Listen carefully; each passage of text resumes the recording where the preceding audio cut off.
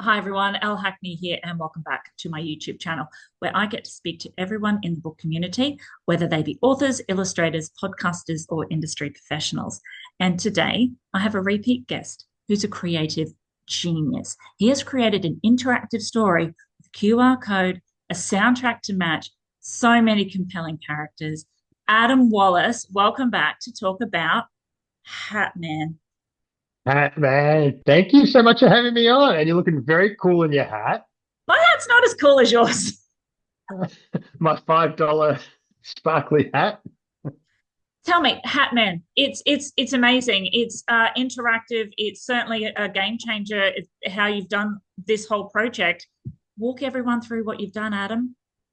Okay, settle in. This could take a few hours because once I start talking about Hatman, I tend to not stop. I happen to have a copy just, oh, look at that, and my little notepad. I have a copy just here of Hatman. There he is. Doesn't look amazing. That's by Oh, James Hart drew the picture and Christy Lund-White designed it, and they've just done the best cover. We wanted to make it look like a movie cover, a movie it does. poster. So Nailed it. yeah, nailed it. Step one done.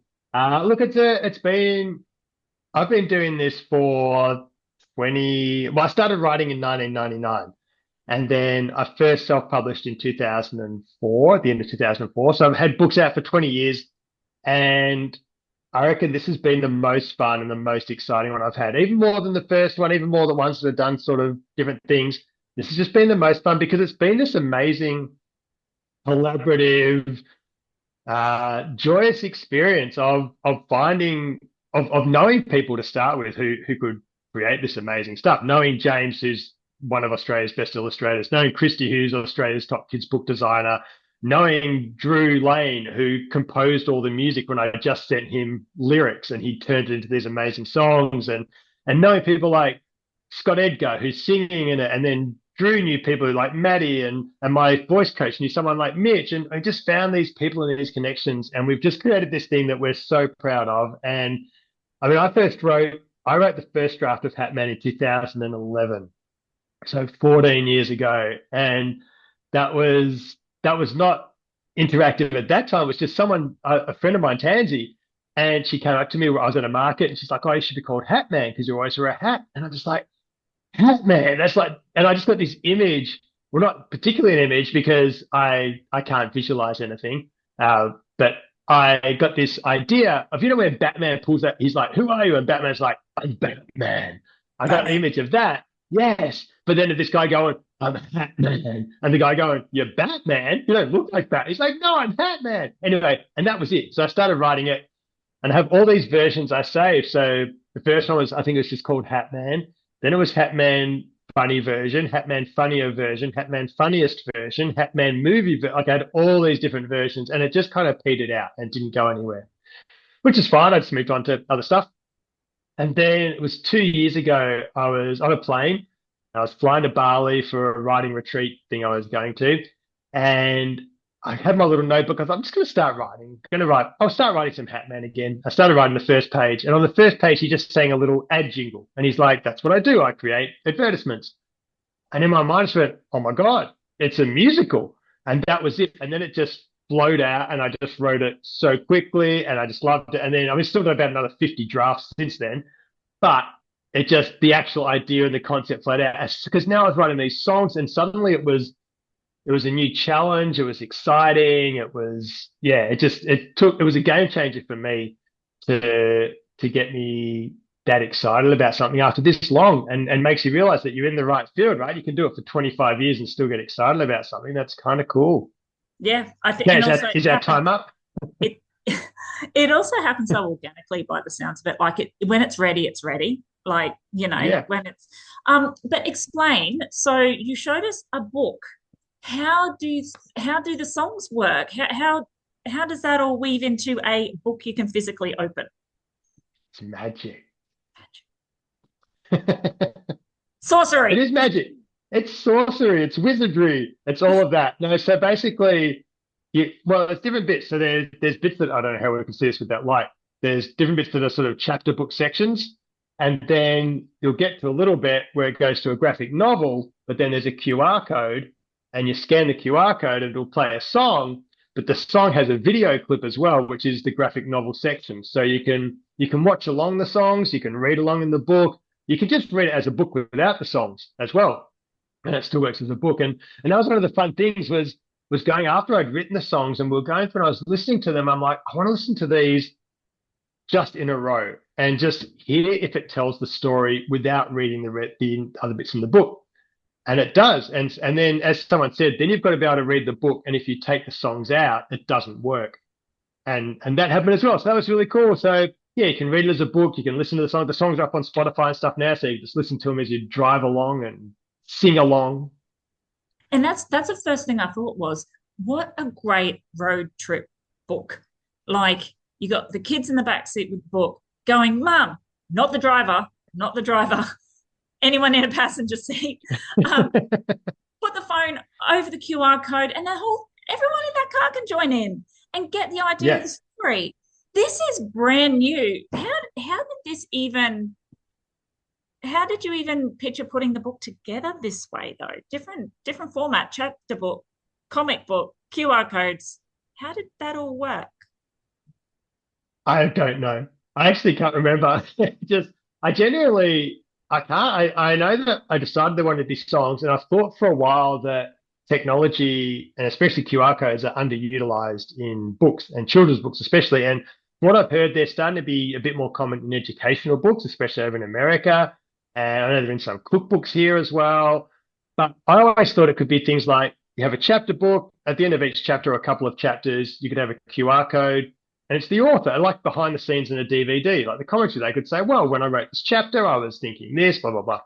Or on the back cover, you have the blurb. Yeah, everyone makes book trailers these days. Have a QR code which goes to the book trailer on the back cover. I'm like, there's all these things we could do.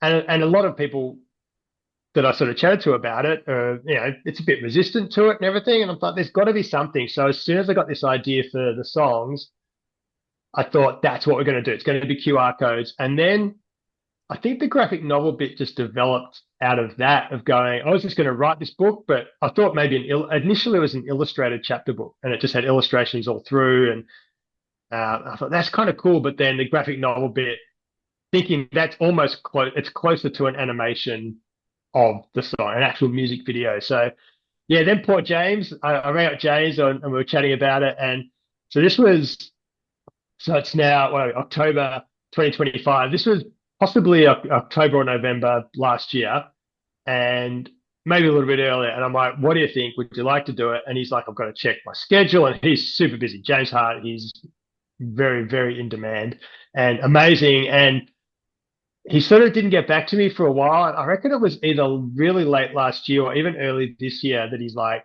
I think I can fit it in. I think I can do it. And I'm like, I need the pictures. We need to go to print by June because I wanted to launch on October 10th because that's National Hat Day. And so James is like, all right. And so he's drawn, it's 112 pages of graphic novel. And I reckon it averages out to maybe 4 frames per page. Like some have 5, some have 6, some have 1. So he's done over 400 pictures and he did it in under 6 months. And they are insanely good. He actually said at one point, he's like, I don't know how I did it. Like, because he was working on all these other books at the same time and he would just say, I was going to do, I think it was either a spread. He got to a point where he was doing like a spread a day or something like that. And so, and just he worked out his time. He blocked everything out and he did it and it's amazing. And so, yeah, so I could not be happier with James. He's a good boy. He did very, very well. And so with your entire team, because it sounds like this has been quite some time in the making. And I understand, like, first time creating a soundtrack, first time doing a layout, a mix of chapter, comic, all this. Yeah. With the second book, do you we're all going to nervously laugh now. Do you feel that it's going to take roughly the same time frame, or do you feel you're kind of in a groove where you might be a bit more polished at it?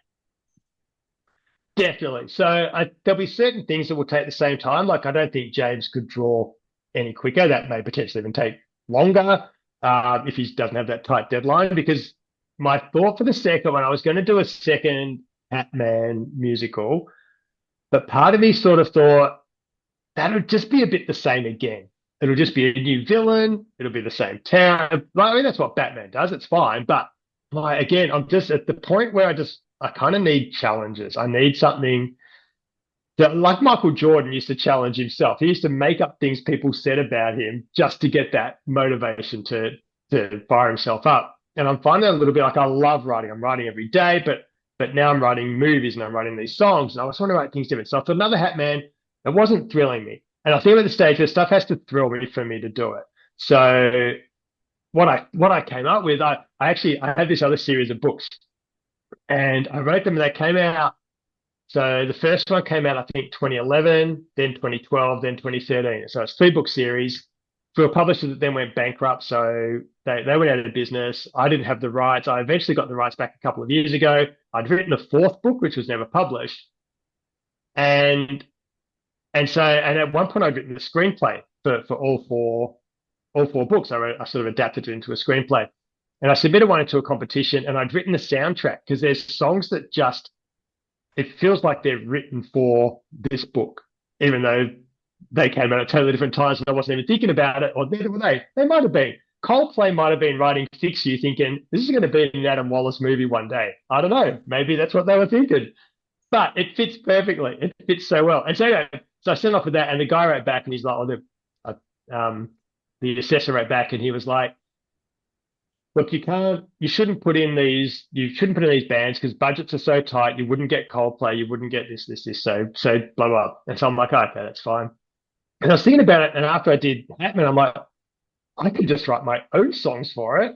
And so then I thought, what I can do is turn Pete McGee into a musical book to do the next one. It's this incredible journey of Pete McGee is the book. And so I sat there and I know this story. This is a 30 odd thousand word story. I know it back to front. It's my favorite book I've ever written. I love it so deeply. And so I sat down and in under a week, I wrote 11 songs to fit in because I just knew it so well and I knew what the songs are going to be about. And I knew everything. So, and I sobbed my damn eyes out, Lauren, when I do it. Hatman is all about funniness and Pete McGee just makes me cry like a little baby. Even when I read it just as a book or the screenplay. And at one stage, I read out the screenplay out loud just to get a feel for how long it took. And when I was writing the fourth book, I had to stop writing it because I was crying so much I couldn't see the words on the screen. So this one gets me a little bit. So yeah, so that's my plan is to do that next time. And so it could be quicker because it's kind of written and done, and we know, and Drew and I know how we back and forth with the music now, but yeah, I mean, obviously the illustrations and what we did last time with Hatman was Christy actually, because when I wrote the graphic novel bits, I would write page one, frame one, an idea of what might be happening, what they're saying, that sort of thing. So Christy laid out empty boxes and James was able to drop the pictures into it. And he sometimes changed like two into one and things like that, but pretty much he dropped it in. So that saved a lot of time. So we know that process now. So I think it'll be quicker, but also I want to kind of see how Hatman goes in terms of this new idea, whether it catches on. Because I'm self-publishing it, so it's a rather large investment as well. And so whether to jump straight into another one if I don't know how it's going to go is a little risky, which I'm tempted to take, but I'll see how it goes first. But that's what I like about this idea. It's almost like it's pioneering, and I do believe you're right. Like you want to see where it goes, but I think the industry's ready for change, and I think we can't escape the fact people are on screens. So if it meshes a book with a screen in an effective way where the child is still reading, but still has that fun little interactive part of it, I think the industry is ready for this kind of change, don't you think? I definitely do. And it's one of those situations where the world tends to say, or like kids aren't reading because they're on screens. So it's screens or it's books. I'm always like, why can't it be and? Like, well, why can't we just do both? Like, I remember when I was a kid and people are, kids shouldn't be on computers. I would go home from school and I had a particular game I used to play and I'd play that game for an hour and then I'd go run around outside for 2 hours before dinner. It's like, you can have both. Like, it doesn't have to be one or the other. So that was the idea with this of going, and I know some people, I was at a market yesterday and one of the mums didn't get it. The kid wanted it. And one of the mums didn't get it because, oh, we don't do screens. and which is fine. But again, the idea with this is that you're reading, you go to the screens, but then you come back to the book. So it's not separate. It's actually part of the whole experience, because whether we like it or not, screens are here, right? And so we can't, I think if we just put our heads in the sand and ignore the fact that they're there and that they can have benefit and they can be great as well, and they're not just this demon spawn that's ruining the world, then I think that we can actually use it for amazing things and look at it from that way and go, okay, so it's there. How can we use it to actually increase kids' engagement with books? And so, because kids are going away from books and going away from reading, and we want to bring them back to that. I actually I very much agree with you because oh gosh, I'll show my age now. But I remember when I was little, I had the little postman with the little record. You would put in the record player and read your book along with that. And then the raptors and Yeah. T-Rex came out, and my caveman dad had to go hunting for food. Like, but that's how long ago that was. No, Um, and when the bell goes, you turn the page, right? you remember that, right? Yeah. But the other factor of this is multi-talented people, right? If you have musical abilities, writing abilities, all these things, why not combine everything all in one? Because that's kind of what you're doing. And you're promoting kids who are kind of maybe thinking they have to choose one or the Hmm. other, right? If you have all kinds of talent, smush it together and you'll come out Adam Wallace. And when you 10 do, you goals. don't always know what's going to come out of your mouth either. Get cancelled. I'm trying hard, but I know it's going to happen one day. I actually worry about that. I actually say to someone the other day, I reckon I'll get cancer one day, and I'll be like, I actually don't know why. I don't. Oh, it'll probably be something like just totally. I don't even understand what I've done. So anyway, Yeah. cancel away. That's Yeah. I think fine. what you're doing promotes very much if you're multi talented, don't just pick one talent. You can foster all of them. But tell me Yeah. about your book launch. What are you doing for this book? Well, I got a little bit over book launches, partly because I did a few years in a row, and they were great. Like I really enjoyed them, especially to start with. Then I started finding, as I was luckily able to do more books, that I'm just inviting the same people going, oh, I've got another book launch, come and buy my book. And I thought, how often can I do this? And then I started doing a couple of books a year. And I'm like, oh, I can't ask them to two. And I did, and then I started not enjoying them as much. It's a lot of organization, a lot of work, and not always the return necessarily you would hope. Like I ended up losing money on a couple of them, and for all that work, and you'd sell 20 books. I'm like, well, doesn't feel like it's worth it. Like, what am I doing it for? And I lost that why. Whereas the first couple, it was just to celebrate the books. And I kind of then I started thinking from a business side of view. And once I started doing that, I was a goner, because if I didn't reach the business side that I wanted, I thought it was a failure, even if I'd had a good time. And so that was a bit of a mindset thing.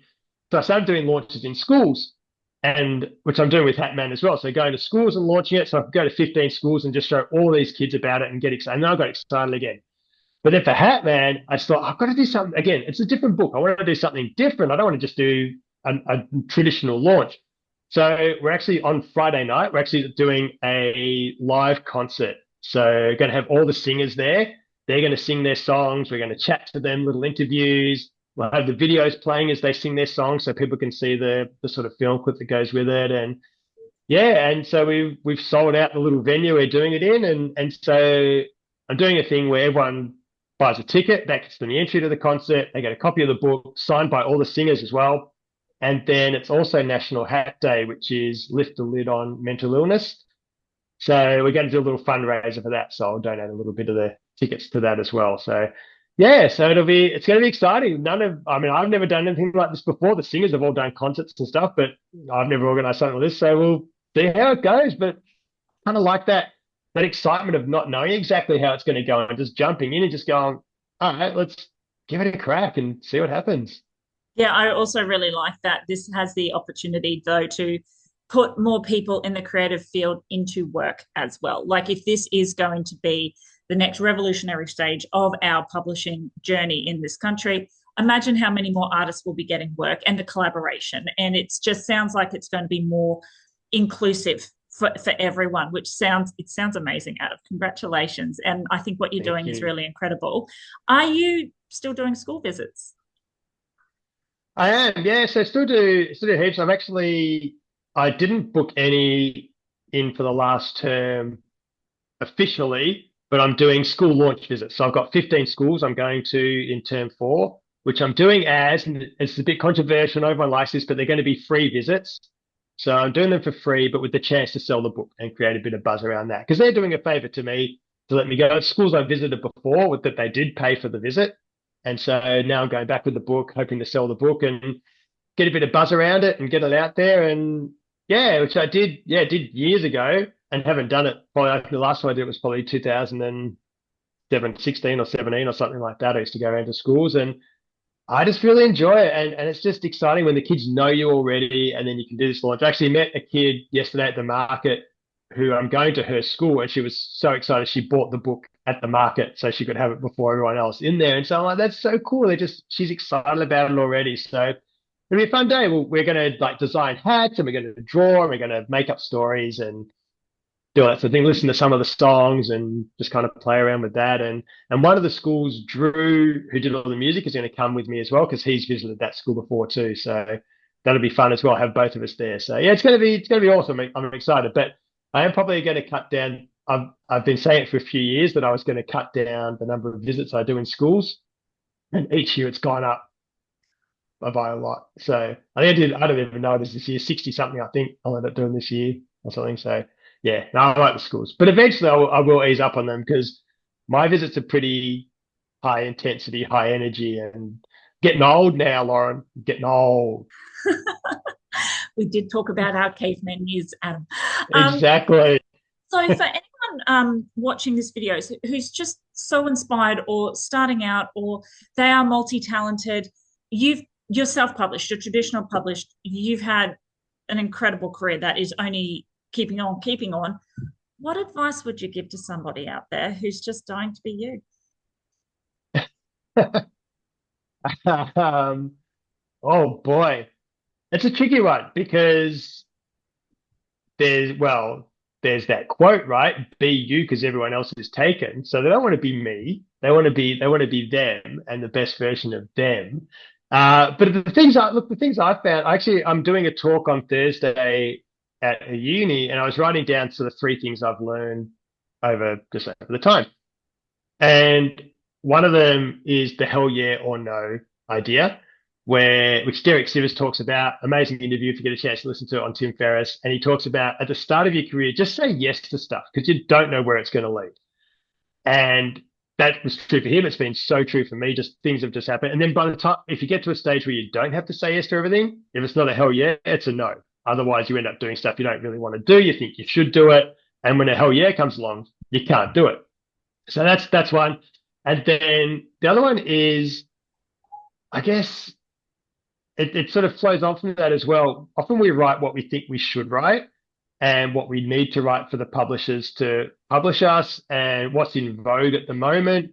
Often not thinking that if we go to a publisher, it's sometimes 2 years later that the book comes out, by which time that trend we wrote a story about, even though we didn't really want to, has finished and there's a new trend, which might be the one we would have liked to write at the start anyway. So it's a really, really hard thing. But that writing what we love, and kind of, there's a quote from Bruce Lee in one of his essays where he says at the start of the essay, I will write simply what wants to be written. If it touches and connects with you, that's beautiful. If not, well, it can't be helped. And it's like, you kind of just write what flows out. Get out of your own way, or don't worry about what you should write. Just write what you want to write and go with that. It just needs one person to like it at a publisher and you're picked up. It just needs not even that massive amount of people to like it. Even if I self-publish and I'm selling at markets and schools, Hatman's a little different, but with a normal book, like if you do the math, it works out. You need to sell 500 or 600 to break even. If you print a certain amount, it's not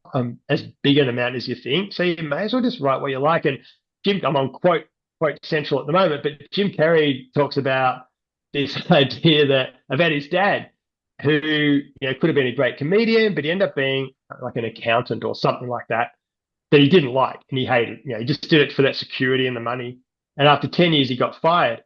And Jim Carrey's like, well, he realized you can get fired at doing the thing you hate or the fired at doing the thing you love. You may as well do the thing you love. And so I think that's the big thing, just writing what you love and what wants to be written from you and going with that, because then we sort of have this idea of success as a book gets published.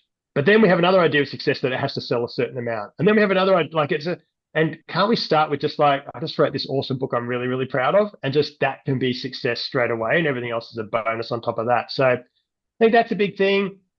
And then I'll tell you what the third thing I wrote was, just to be a bit contrary, I guess, like there's three things people said to me when I started out that really inspired me to sort of get where I am and do what I did. One was, you can't make money as a children's author in Australia. And I was just like, is that right? I'll show Challenge accepted. you. Right? And I would say to them, well, what about Andy Griffiths? And they go, oh, yeah, he's Andy Griffiths. I'm like, he wasn't always. He used to sell his books for 20 cents at markets that he printed himself. Like, he wasn't always Andy Griffiths. And so he went from nothing to being who the amazing author he is today. And so I was determined to do that. And then the other thing was, you know what, I'm going to look at it because I can't remember. The other thing was, da, da, da, da, da, da. Where people say like, write for the kids and market to the adults, which I get because we're writing for kids, but parents are buying the books, right? And so, especially these days where there's so much social media and there's so much that, and kids aren't allowed to be on social media. So if you're doing things on an Instagram or probably even Amazon, but on Facebook, whatever, it's the adults or the teachers or this or that. And so we're marketing to them. And I'm just like, no, again, that doesn't give me any, like, I get if it sells, that's great, but it just doesn't give me that fulfillment. If I can market to the kids and be at a market or be at a school and get their instant reaction and have that, like you talked about interaction, have that interaction with the kids face to face, which is becoming less and less common these days, that just, it fills me up, and it's going to lead to the sales anyway. So I think write for the kids, market to the kids, because also kid word of mouth is the best thing in the world. They're going to tell people, they're all their friends and everything. But if you do that, and the advice given to me when I started from Andy and from people like Michael Salmon was that the schools are the base. If you can get into the schools and you can get the kids on side, the teachers on side, the librarians on side, that's going to be the best base, because they're going to share and they're going to talk and they're going to support you. And they have. So I think marketing to the kids, but the adults are there at a school visit or something, I think that has been really valuable. And then, basically, and people only self-publish books that no one wants, or that they can't get published properly because they're no good, sort of thing. And I couldn't get published when I started. I got rejected 150 times before I self-published, but I was reading the stuff to kids and tested on kids. Books don't get tested on kids that much, or they get tested on their own children, but not on like 100 strangers. Like, go to a school and test your work, because it doesn't get done. It doesn't get tested. And so we're making guesses a lot of the time in kids' books of what's going to work and what's not. If we can actually get out there and test stuff on kids, then it just straight away puts you at an advantage over a lot of people. Yeah, no, So actually, that's all you got to do. no, that's wonderful advice, because to see where you've come from and where you're going, where you are now, it's so inspiring. And to know that nothing stops you, you push the boundaries. I'm so proud of you and happy for you, Adam, with Hatman. What you've done is incredible. It's a game changer. I do hope the trend takes off here in Australia and global, because I think it's going to enhance the community as well. So, Adam, thank you so much for joining me today. Congratulations on Hatman. I can't wait to see where it all goes for you. Thank you so much. And if people do want to check out, they can check out like previews of the songs and stuff like that, and a bit about the journey of the book. That's just at hatman.com.au, and they can listen and see how some of the videos work, and get an idea about it from there as well, rather than just me blabbing on about it all the time. So, everyone in the global community, make sure you check out Adam Wallace wherever you are in the world. Support him, follow him, purchase his books, review his books, let the world know how wonderful Hatman is, Hmm. and make sure you let the world know that we're all ready for this next phase in publishing. Adam, thank you so much for joining me today. I really appreciate your time.